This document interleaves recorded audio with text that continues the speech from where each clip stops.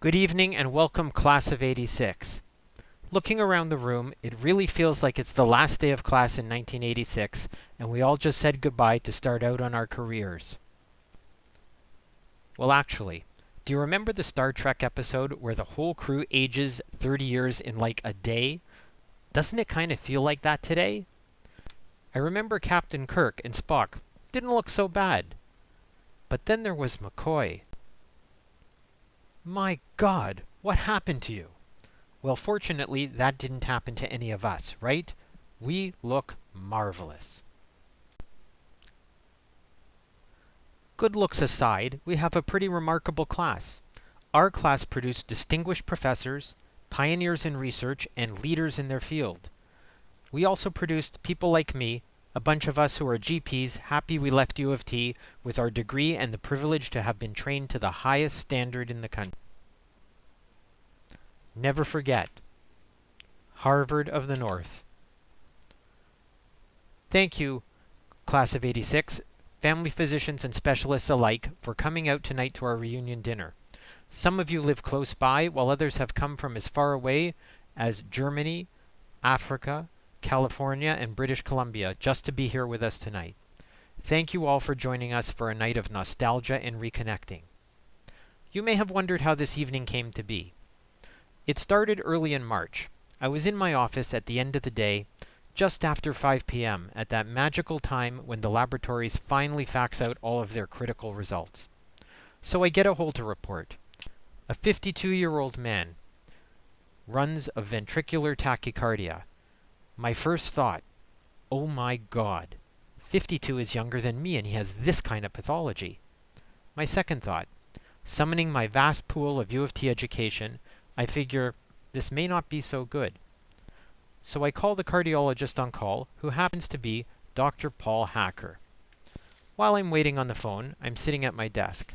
My gaze wanders over to our class picture hanging nobly on my wall. Class of '86, 2016 minus 86. Oh my God, 30 years. Well, Paul comes to the phone, reassures me ventricular tachycardia is nothing to be concerned about, and I ask Paul what he thinks about a class reunion, and he's all for it. So a week or so later, I run into Dr. Avitas Budakian in the operating room change room. 30 years and he still looks buff with his shirt off. Way to go, Avitas. Anyhow, I ask him what he thinks, and he says, sure, but do you think anyone's really going to come? So I say, well, if 200 people come, we'll have a gala dinner. If 20 people come, we'll rent out a restaurant. And if it's 2 or 3 people, we'll have a coffee at a Tim's. Well, Avitas, it ain't a Tim's. So I call medical alumni to ask who's already making a reunion. Who knows? Maybe they've got this already looked after. The conversation went like this. Hi, this is Ruth at Medical Alumni. Hi, this is Drue Mandel, class of '86. Is there a reunion night for our class? And if not, can you help me set one up? Sure, just a moment, Dr. Mandel. Oh my God, Ethel, it's one of them. Yeah, 86. I know. Hold on, I'll find out. Hi, Dr. Mandel. Did you know your class holds a record for the longest time without a reunion of all the graduating medical classes from the university? What happened to you guys? Well, Ruth, we've been busy. Yeah, busy, saving the world. One patient at a time. I guess. So that's how it started. I sent out a bulk fax to everyone with a listed fax number at the college. The first response I got was from Dr. Sandra Landolt.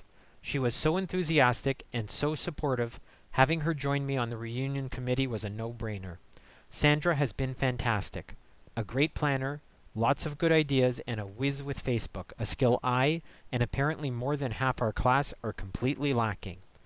This evening wouldn't have been half as nice without her efforts. Thank you, Sandra. I think it's important to have nights like this, because if too much time goes by, you may miss the chance. There are a few classmates not here with us tonight, and we've missed the chance to spend time with them ever again. We were informed by the Medical Alumni Association that some members of our class have passed away. Doctors Imtiaz Lalshi, Clifford Lyon, Avril McDonald, Jan Rexixie, Susan Schultz, and Dr. Jerry Wong.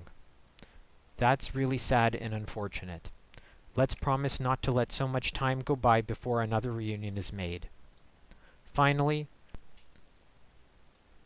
thank you all again. I can't tell you how overwhelmed Sandra and I were with the response to our offer to make a reunion night. The appreciation for our efforts and the incredible, sincere gratitude from everyone here tonight made this so worthwhile for us. So tonight, enjoy our flashback to the 80s. Reminisce, relax, share old times and new. Welcome home, class of '86.